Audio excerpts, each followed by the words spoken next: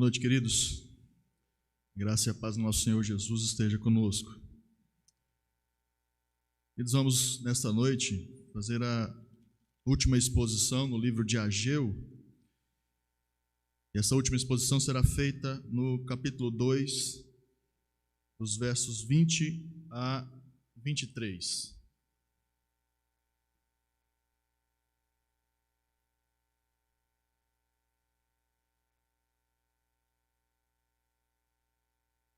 Ageu, capítulo 2, dos versos 20 a 23.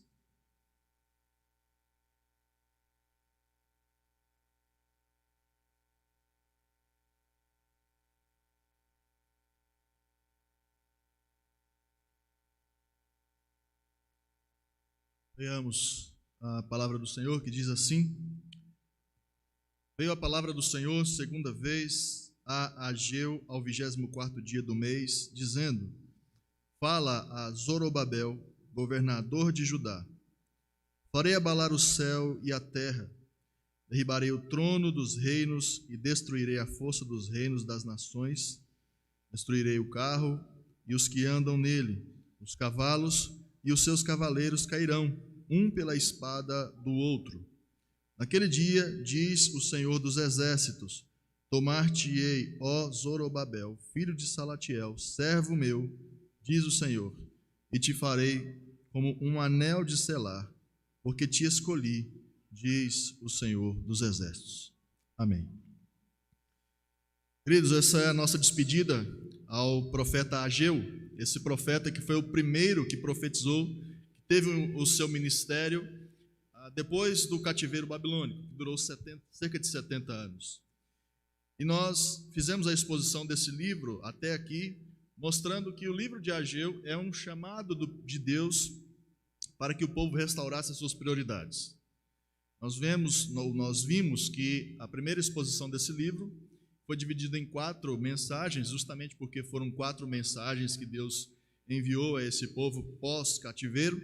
A primeira mensagem teve a ver com o confronto que Deus fez a esse povo enquanto tinha o templo destruído e o culto destruído, ao passo que as suas casas eram construídas e cada vez mais luxuosas. A segunda mensagem tem a ver com as expectativas que o povo empenhou na construção do templo. Enquanto alguns cantavam alegres porque estavam vendo ali o templo ser reerguido, outros choravam por ser incomparavelmente menor com o templo de Salomão. Então ali havia uma divergência entre os construtores, entre o povo. E Deus, mais uma vez, teve que afirmar àquele povo que não importa o tamanho da obra, não importa o tamanho do templo, ele estaria com o povo. E o templo era justamente essa manifestação visível da presença de Deus ali e a garantia de que Deus estaria com esse povo. A terceira mensagem que nós fizemos tem a ver com a santidade. O povo precisava de novo restaurar a sua santidade diante do Senhor. E essa é a quarta e última mensagem que nós temos a partir desse livro de Ageu. E pensando nisso, pensando em toda essa expectativa criada nesse livro de Ageu, nós entendemos que ele se sustenta em 2 pilares. Primeiro, o povo deveria resgatar as suas prioridades com a aliança de Deus, ou seja, o culto, a santidade. Esse é o primeiro pilar. O segundo pilar, que deveria ser resgatado na vida do povo, era a sua expectativa quanto ao Messias, quanto à promessa de Deus e a certeza de que Deus cumpriria as suas promessas relativas ao Messias, ao envio do Messias prometido. E é justamente sobre isso que o texto fala nesta noite. Se nós formos resumir o movimento que Deus faz nesse livro de Ageu, o que Deus está propondo é: preparem-se para se encontrarem com Jesus Cristo. E é justamente o tema da mensagem desta noite. Se preparem para se encontrar com Jesus Cristo. Pensando nessa questão, queridos, e no decorrer da mensagem nós vamos fazer algumas aplicações já. Pensando nessa questão, nós percebemos que essa quarta mensagem ela é dada no mesmo dia que a terceira mensagem foi dada, no versículo 18, no versículo 10, na verdade. ao 24º dia do mês. Então o Senhor fez 2 manifestações proféticas no mesmo dia. E se nós formos comparar as datas, essa data é especificamente dia 18 de dezembro. Dia 18 de dezembro de 520 a.C., o Senhor manifestou essa última mensagem ao profeta Ageu. E essa mensagem ela é direcionada a Zorobabel. Zorobabel, cujo nome significa renovo da Babilônia. Zorobabel provavelmente nasceu na Babilônia e justamente por ter esse caráter, os judeus, quando percebiam algum tipo de traço na história, no dia do nascimento de uma pessoa, associava o nome dessa pessoa com o fato. E o nome de Zorobabel significa justamente renovo, o renovo que vem da Babilônia. Então, essa mensagem é direcionada a Zorobabel. Não é mais ao povo, não é mais aos profetas, não é mais ao sacerdote, é a Zorobabel. E por que Deus faz isso? Porque Deus envia uma mensagem específica para uma pessoa em específico. Algumas questões nós precisamos entender a respeito da identidade desse homem, desse Zorobabel. Primeiro, ele é um descendente direto de Davi. E quando nós entendemos que Zorobabel é descendente direto de Davi, alguém que vem da linhagem real de Davi, nós entendemos que o Senhor então está comprometido com uma promessa. E que promessa é essa? Abra sua Bíblia em 2 Samuel, capítulo 7, versos 12 a 17.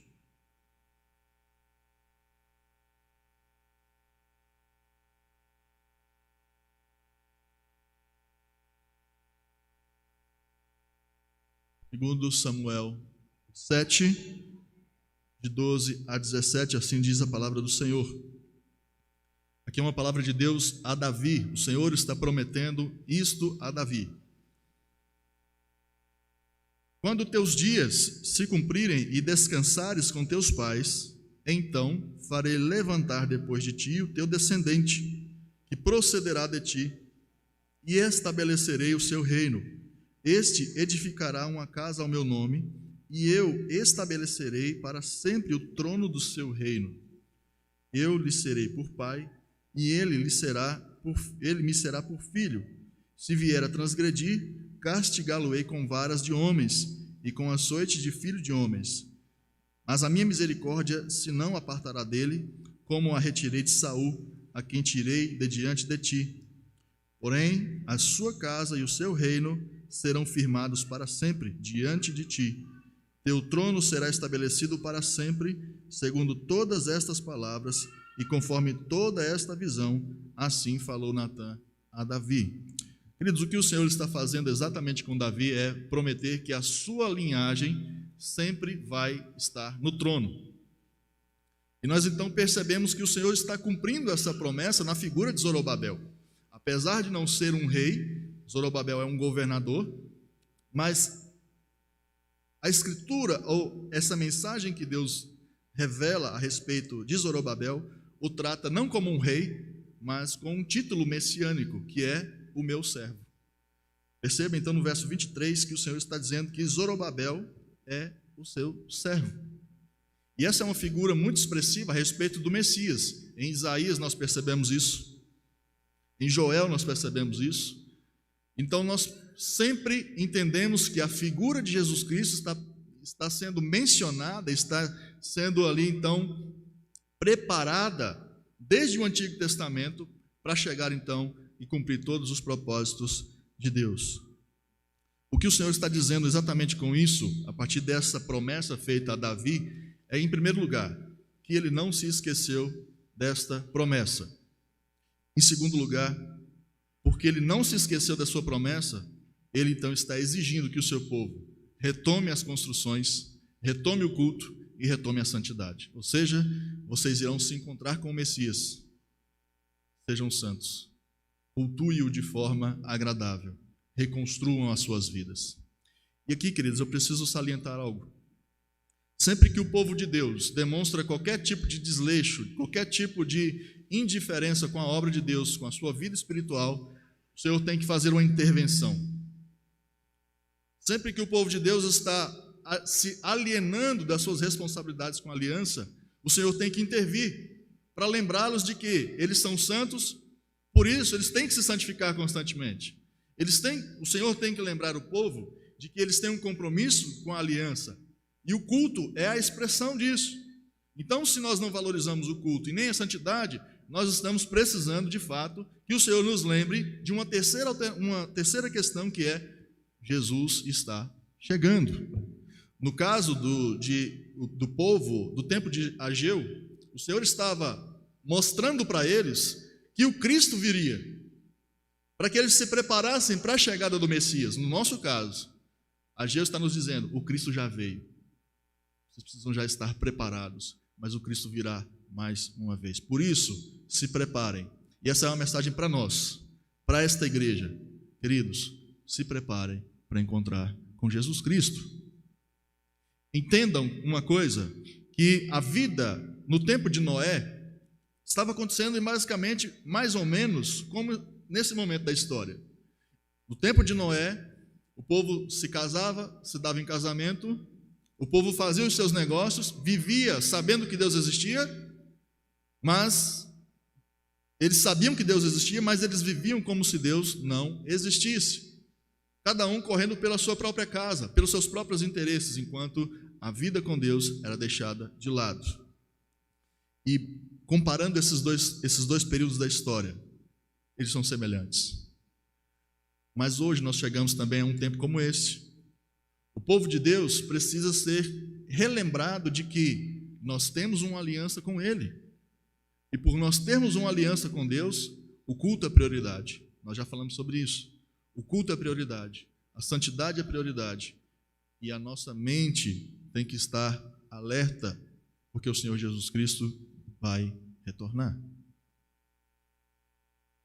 Versículos 20 a 22 nos revelam algumas questões que Deus está movimentando a história. O que Deus está fazendo exatamente no versículo 20 ao 22 é pavimentar a história para a chegada do Messias. O Messias prometido lá em Gênesis capítulo 3, verso 15, de que o descendente da mulher pisaria a cabeça da serpente, ao passo que a serpente lhe feriria o calcanhar. Esse Messias vem sido prefigurado durante todo o Antigo Testamento. O Senhor, mais uma vez, está preparando aqui o caminho, a mente e o coração do povo para a chegada desse Messias. Ou seja, Jesus Cristo não veio do céu e ninguém sabia da sua existência. Todo o Antigo Testamento apontava para ele. E Zorobabel é um tipo de Cristo. E nós vamos falar um pouquinho sobre esse conceito de tipos de Cristo. Zorobabel, queridos, ele não é o rei, ele não está governando com uma coroa, mas ele é um governante, uma figura de autoridade. Assim como Jesus. Embora Jesus seja o grande rei, Zorobabel não é, mas ele é o servo do Senhor. Zorobabel, como nós já dissemos, é um descendente direto de Davi. E por isso a promessa está sendo feita a Zorobabel. Zorobabel não é o melhor dos habitantes de Judá, por isso está recebendo essa promessa. Zorobabel só recebe essa promessa porque ele é um descendente de Davi. E o Senhor está dizendo: povo meu, a minha promessa de envio do Messias não foi invalidada. A figura de Zorobabel representa essa continuidade. E, como nós já dissemos também, Zorobabel é descrito como o meu servo. Ele é o servo de Deus. Isaías 53, versos 10 e 11 fala exatamente isso. O servo sofredor do Senhor, que é Cristo. Com respeito aos acontecimentos, queridos, esses acontecimentos cataclísmicos da natureza, descritos no verso 22, em que há abalos no céu e na terra, esses abalos na terra e no céu é a descrição da segunda vinda do nosso Senhor Jesus. Abra comigo a sua Bíblia no Evangelho de Marcos. Marcos, capítulo 13, versos 24 a 27. Marcos 13, 24 a 27, para nós entendermos que o que Deus está manifestando a essa profecia É o que Marcos está explicando. O que Marcos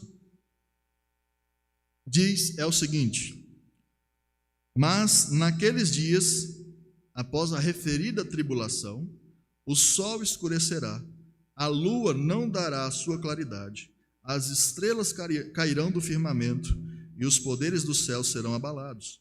Então verão o Filho do Homem vir nas nuvens, com grande poder e glória, e ele enviará os anjos e reunirá os seus escolhidos dos quatro ventos da extremidade da terra até a extremidade do céu. Quando Ageu fala que o Senhor vai abalar o céu e terra, ele está descrevendo justamente a segunda vinda de Jesus. Versículo 22 ainda, há uma promessa de que todo governo e todo governante de toda a terra, eles serão destruídos, juntamente com seus exércitos, ou seja, aquilo que lhes proporciona segurança, e substituídos por um reino que é eterno, que é o reino de Cristo.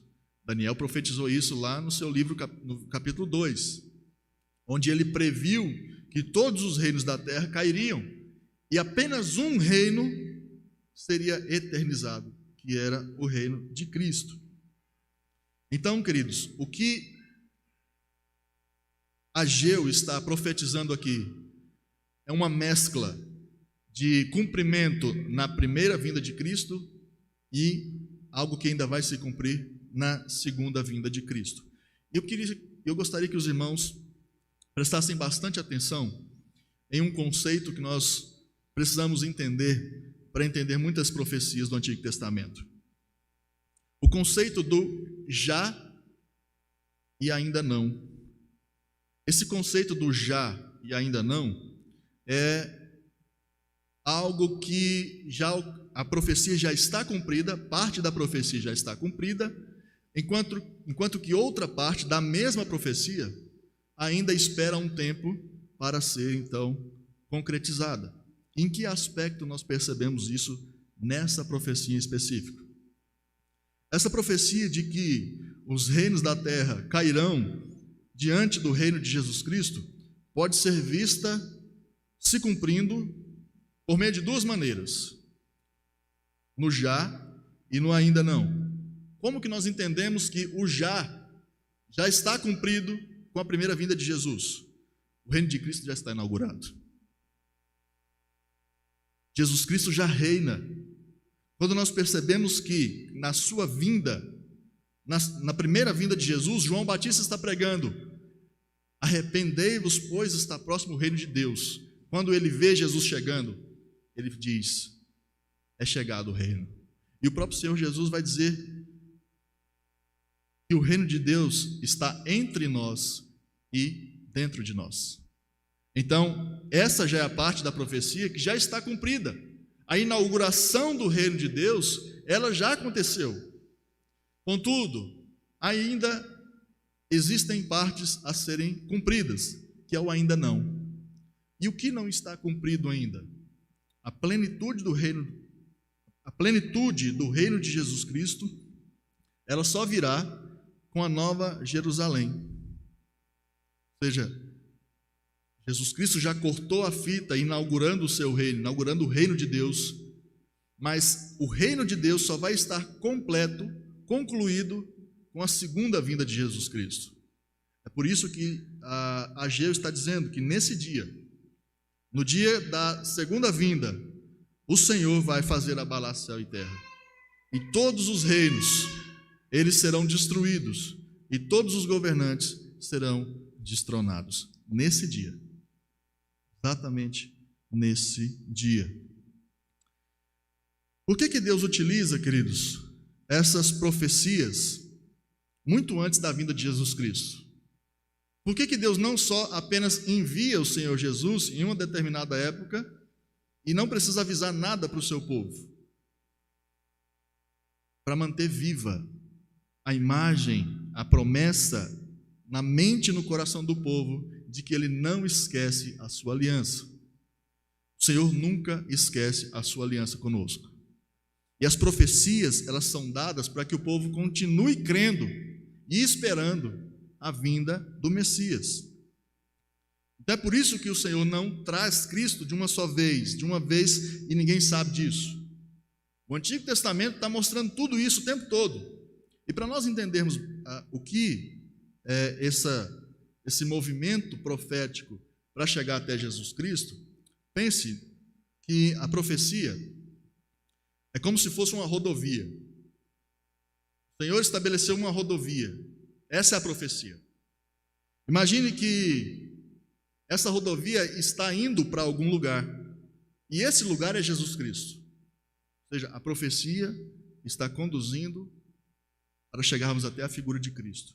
Mas durante a estrada, o Senhor vem colocando placas, avisando: Goiânia a 400 quilômetros, Goiânia 300 quilômetros, Goiânia 100 quilômetros, até que você chegue em Goiânia. Esse é o papel da profecia e dos tipos de Cristo. Zorobabel é só mais uma placa no caminho apontando: Jesus está vindo. Ele é um tipo de Cristo porque ele aponta para Jesus Cristo. E como que ele é um tipo de Cristo? Já que a profecia é essa estrada, o destino é Cristo, e Zorobabel é só mais uma placa para conduzir até ele. Como que nós entendemos essas questões de tipos de Cristo? Tipos de Cristo no Antigo Testamento eram, por exemplo, pessoas com ofícios que simbolizavam a obra e a pessoa de Jesus Cristo. Por exemplo, os profetas eram tipos de Cristo, porque eles apontavam de alguma forma para ele. Os sacerdotes também, os reis também, porque Jesus Cristo tanto é profeta, sacerdote e também rei. Tipos de Cristo também eram as cerimônias que simbolizavam Cristo. Por exemplo, o sacrifício, as festas, o sábado, as restrições alimentares.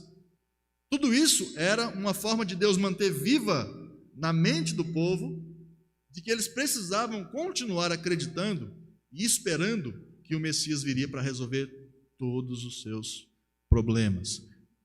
O problema é que, com essa mentalidade de um Messias militar, que os libertaria do cativeiro romano, eles não entenderam nada. Eles esperavam um rei que era guerreiro, e lhes veio um rei que é um cordeiro, que não veio para guerrear com nada, não veio para destronar os romanos, mas ele veio para morrer. Todo o Antigo Testamento, queridos, apresenta algum aspecto da pessoa e da obra de Jesus Cristo. Era como passar por alguma placa nessa rodovia o tempo todo. A figura do sacerdote era uma placa na rodovia. Moisés foi uma placa na rodovia. Josué foi essa outra placa. Davi, Zorobabel, até chegarmos lá no destino final, que é Jesus Cristo. Quer entender como é que esse movimento de Deus no Antigo Testamento acontece para chegar em Jesus Cristo e está tudo clareado? Estude o livro de Hebreus, por exemplo. Hebreus é a interpretação do Antigo Testamento.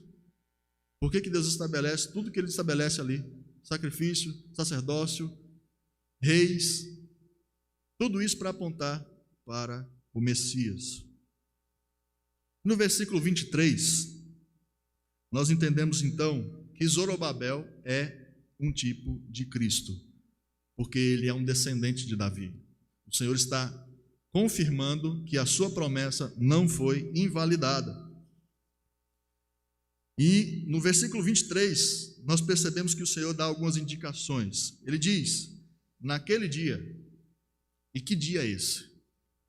Que dia é esse ao qual o Senhor está fazendo referência? O dia do abalo de céu e terra, que é a destruição dos reinos. É a segunda vinda de Jesus. O que Ageu está fazendo aqui é mostrar para o povo de Deus que eles precisam se preparar para a vinda do Messias. No nosso caso, como eu já disse, nos preparar para a sua segunda vinda. O Senhor diz para Zorobabel também: e é o seu servo, eu te farei como um anel de selar, porque te escolhi, diz o Senhor dos Exércitos. Aqui, mais uma vez, o Senhor está se referindo diretamente a Jesus Cristo, usando Zorobabel como um exemplo. Anel de selar, queridos, era onde estava gravado a marca do rei. Então, por exemplo, Davi tinha o seu próprio anel de selar. Ele usava esse anel e com a cera quente ele selava algum documento. E aquele documento tinha o poder de ser autoridade, a mesma autoridade que se o rei estivesse ali. Ele é esse anel de selar. Zorobabel era esse anel de selar, que estava apontando para Jesus Cristo. E nós percebemos que Zorobabel, que é essa placa nessa estrada que aponta para Jesus Cristo, ele vai prefigurar o que acontece no batismo de Jesus, por exemplo. Quando Jesus está sendo batizado, o Espírito Santo desce sobre ele, na forma de pomba, e uma voz dos céus, o próprio Pai, dizendo: este é o meu Filho amado, em quem me comprazo. Ou seja, ele é o meu anel, ele me representa, é Cristo, é esse Jesus que vocês estão vendo, que foi profetizado no Antigo Testamento, é ele quem tem toda a autoridade celestial. Se preparem para se encontrar com o Messias. Cristo é o ungido do Senhor. Ele é o profeta que vem da parte do Pai. Ele é o Rei eterno. E como Isaías diz, o príncipe da paz. A figura de Zorobabel, queridos, nesse contexto, é só de coadjuvante. Ele não é o personagem principal da história, mas o personagem principal da história ainda não veio. Por isso, Deus precisa estar dando essas pistas o tempo todo, lembrando o povo: vocês não estão vivendo apenas focado nesta vida. Essa vida é um sopro. O que vocês têm que fazer é se preparar para a vinda do Messias. E como vocês vão fazer isso? Resgatando os seus princípios. O princípio do culto, o princípio da santidade e o princípio da promessa de Deus que não é invalidada. Ele vai retornar.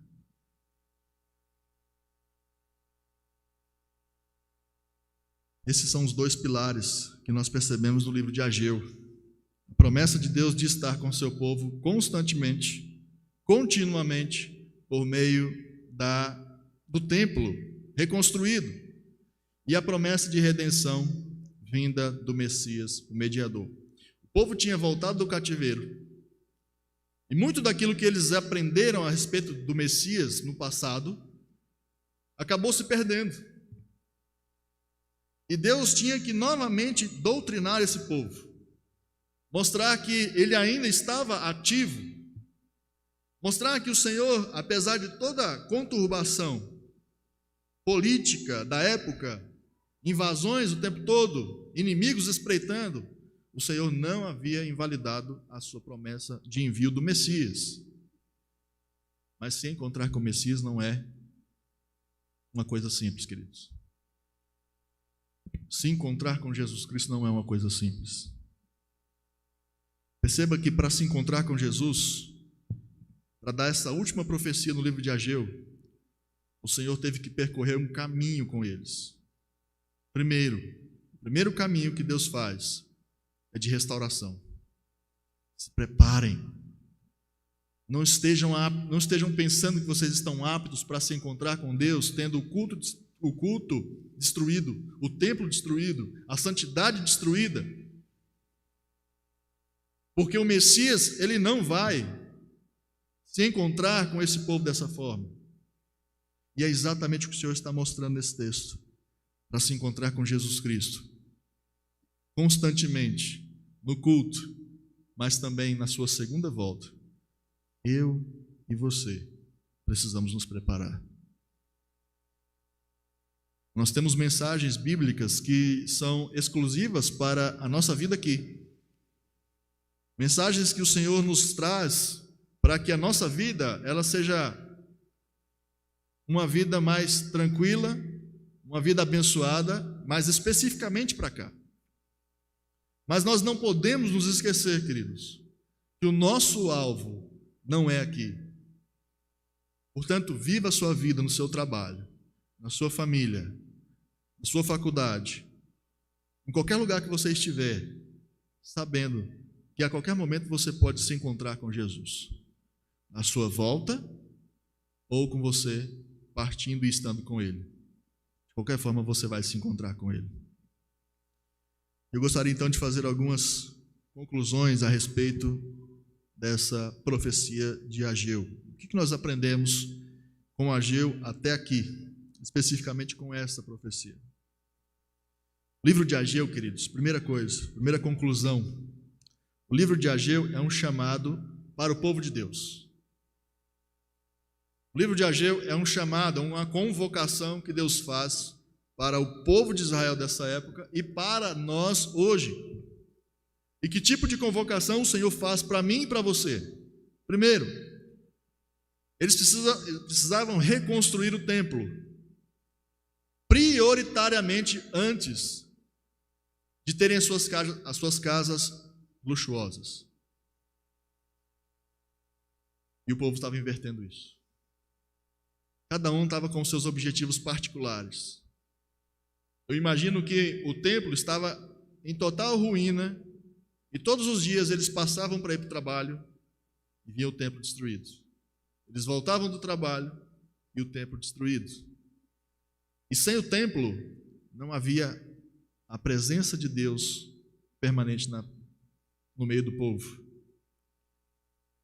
Segundo chamado que o Senhor faz a este povo, ainda na primeira conclusão, é que eles precisavam renovar o compromisso de santidade de vida. Queridos, para se encontrar com o Messias, você precisa restaurar a sua santidade. Você precisa entender que os pecados que nós cometemos precisam ser abandonados constantemente, diariamente. Santificação é uma palavra de ordem para nós, não é uma alternativa.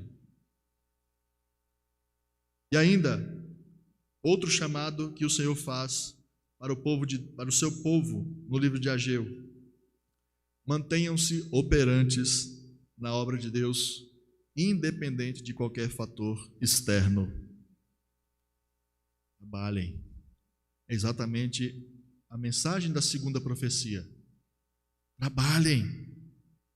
Desenvolvam seus dons, reconstruam o templo, reconstruam o culto, desempenhem os dons que o Senhor deu para você. É isso que o Senhor está ordenando para esse povo. Trabalhem, porque eu estou com vocês. Eu estou preparando vocês para algo maior. Nós somos a noiva de Cristo, que estamos sendo preparadas para nos encontrar com o noivo. E nós não podemos nos apresentar diante dele cheios de manchas, cheios de falhas deliberadas, com o culto destruído na nossa vida, com o culto não tendo mais importância alguma, com a santidade sendo deixada de lado. Queridos irmãos, como Cristo vai nos encontrar?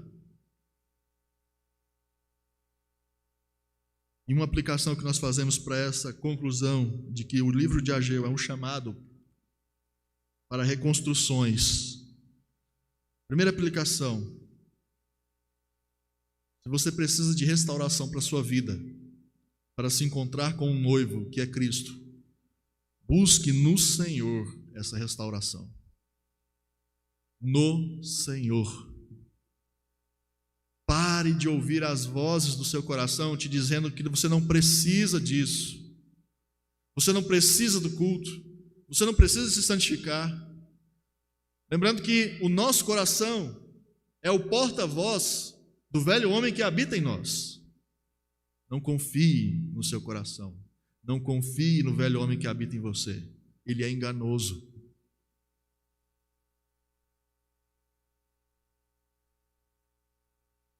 Viver longe do culto, da santidade e da esperança de que Cristo vai voltar não é o que Deus tem para nós. Jesus Cristo morreu para que nós tivéssemos um alvo, tivéssemos uma vida diferente. Muitos de nós estamos vivendo como o povo estava vivendo aqui, em sofrimento. O povo plantava muito e colhia pouco. O povo trabalhava muito e não tinha o salário suficiente. O povo se vestia, mas ninguém se aquecia. E o Senhor faz ele redireciona a mente do povo para entender, gente, esse sofrimento que vocês estão passando é porque tudo está destruído. Portanto, povo de Deus, não se acostumem com a miséria espiritual. E eu não estou pregando aqui nenhum tipo de teologia da prosperidade. Nós estamos apenas olhando para o texto e percebendo que Deus, quando percebe o seu povo totalmente displicente com a aliança, Ele há de pesar a sua mão. Não espere o Senhor pesar a sua mão sobre você para você retornar à sua reconstrução.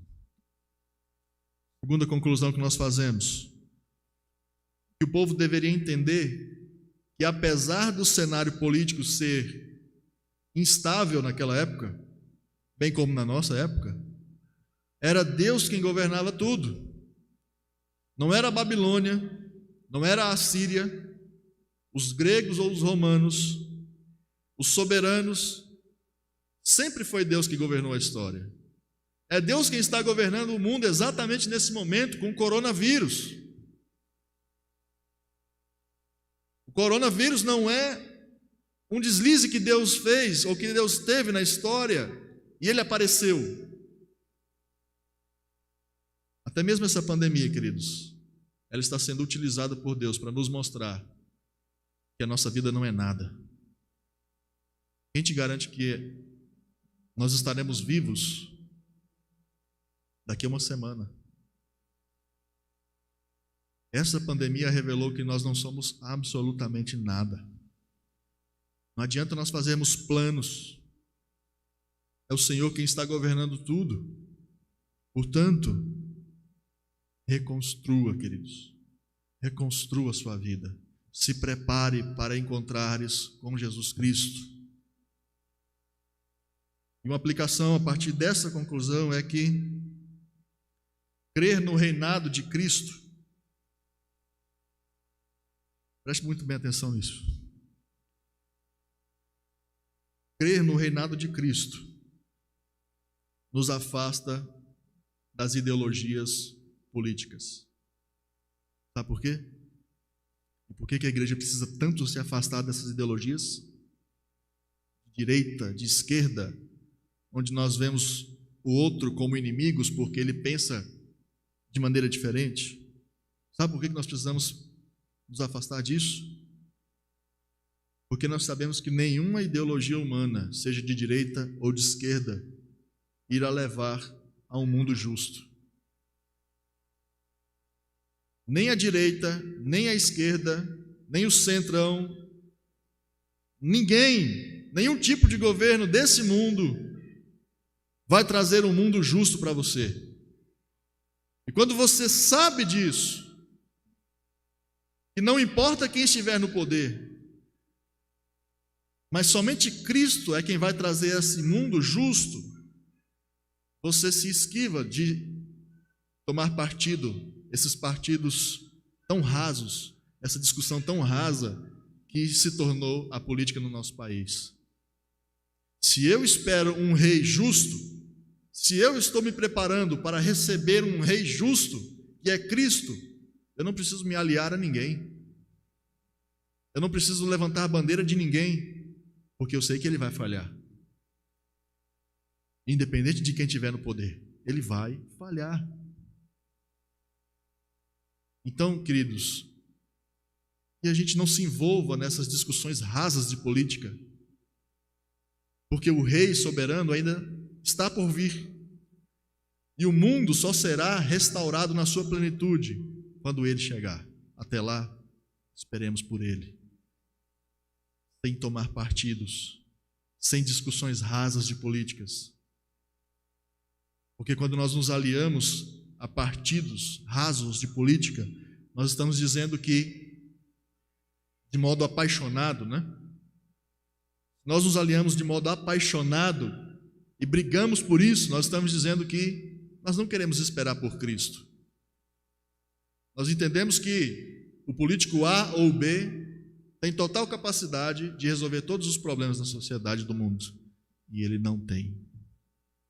Crer no reinado de Jesus é se afastar dessas discussões politiqueiras e rasas que tomam conta hoje da nossa sociedade. E por último, a terceira conclusão que nós tiramos desse texto: o Senhor exigiu que o seu povo restaurasse o culto, restaurasse a sua vida pessoal com Ele, restaurasse a sua santidade, e tudo isso era premissa para eles se encontrarem com o Messias. Como eu disse, o Senhor, Ele propõe uma estrada, essa estrada que leva direto ao Senhor Jesus, o Messias, e durante essa estrada Ele vai colocando placas, dizendo: não parem, Ele ainda não chegou, o Messias ainda está a caminho, ou vocês estão indo se encontrar com Ele. E o que o Senhor está dizendo para nós nessa noite, queridos, é que Jesus irá voltar, crendo nós nisso ou não. E a pergunta que eu faço para encerrar esta mensagem é: como Ele vai te encontrar? Se Jesus voltar nesta noite, como Ele vai te encontrar? Um crente morno, como Apocalipse está afirmando, um crente morno, um crente que vive mais ou menos para a glória de Deus, um crente que está mais ou menos dedicado ao Senhor, ou o Senhor vai encontrar um crente fiel e vigilante, e realmente entende que Ele está voltando, e realmente entende que as suas prioridades têm que ser o reino de Deus, e todas as outras coisas serão acrescentadas. Mas ainda há uma terceira classe de pessoas que irão se encontrar com Jesus, que são os incrédulos. São aqueles que ainda não creem e não estão no Senhor Jesus Cristo. Se é o seu caso nessa noite, querido, se você ainda não serve ao Senhor Jesus, se você ainda não tem um compromisso sério com o Senhor Jesus, saiba que você vai se encontrar com Ele também. E a pergunta é: como você vai estar? De que lado você vai estar nesse encontro com Jesus? Do lado direito, para aqueles que o Senhor vai dizer: vinde, benditos de meu Pai, entrai no gozo eterno que está preparado. Ou você vai estar do lado esquerdo do Senhor Jesus, aos quais Ele dirá: apartai-vos de mim, malditos, porque eu não vos conheço. Queridos, Ageu está nos dizendo: prepare-se para encontrares com o teu Deus. Se preparem para encontrarem-se com Jesus. Não vivam achando que a nossa vida aqui pode ser construída tendo outros objetivos e tornando o reino de Deus secundário. De duas, uma: se nós tornarmos o reino de Deus secundário na nossa vida, se Deus não pesar a sua mão sobre nós, é porque nós não somos dele. É porque nós somos bastardos e não filhos.